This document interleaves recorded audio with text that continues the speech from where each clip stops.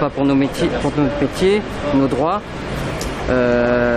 désactiver les faux chauffeurs, nous sauver, parce que pendant le coronavirus, on était les seuls dehors avec les taxis, à transporter les aides-soignants, les médecins, et aujourd'hui on nous oublie.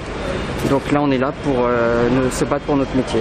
Opération, comme vous le voyez, il y a une masse de chauffeurs là qui arrive et on va commencer déjà à pouvoir essayer d'avoir un entretien avec le ministère des Transports. Juste après opération Escabeau pour le ministère des Finances et on va renouveler la semaine prochaine l'opération. Je pense que tout le monde est d'accord. À l'heure actuelle, ça ne sert plus à rien d'exercer une activité fantôme. Donc dans ce cas-là, on sera là avec une présence physique, pas une présence, j'ai envie de vous dire, où on n'est pas entendu et où on est invisible.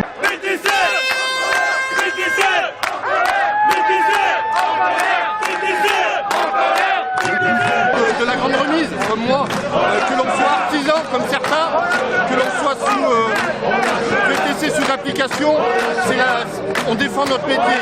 On défend aussi la totalité des commerçants de Paris, parce que actuellement, Madame Hidalgo souhaite mettre les rues pour les vélos et les voies de bus.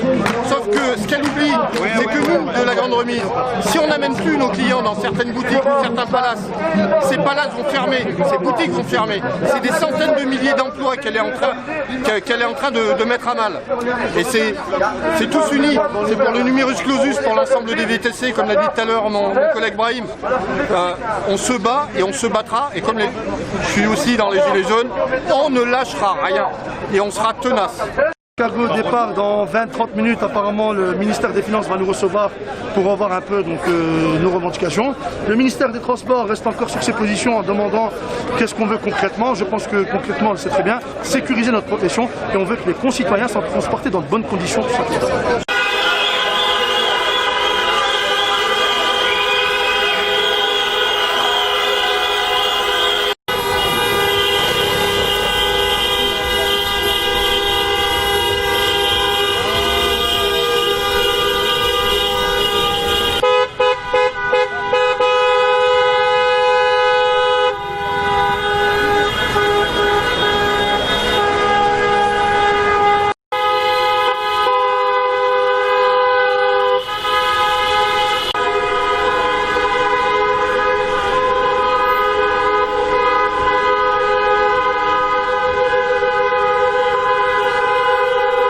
Les revendications sont toujours les mêmes, le numerus clausus, enlever les fausses cartes, revaloriser les chauffeurs, sortir les faux chauffeurs de la rue, voilà, plein.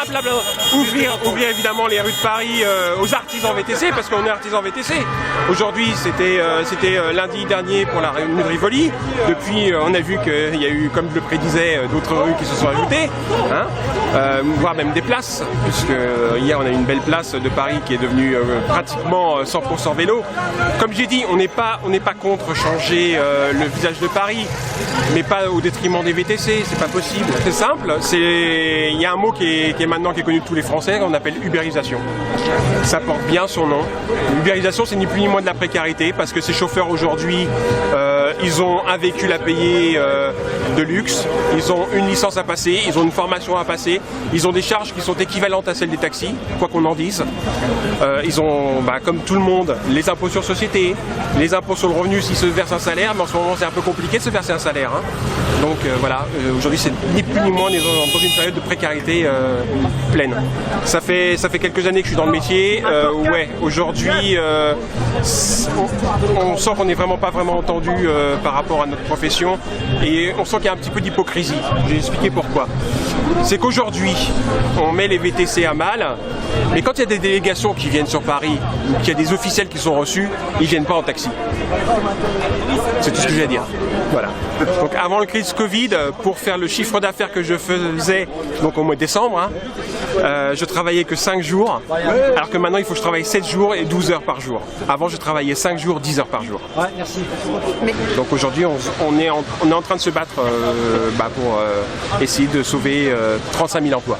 C'est pour ça qu'on est aujourd'hui devant le ministère justement à Bercy, parce que la TVA, normalement, il y a une loi en France qui stipule que c'est le donneur d'ordre qui doit payer sa TVA, sauf qu'aujourd'hui c'est le chauffeur qui paye la TVA des plateformes.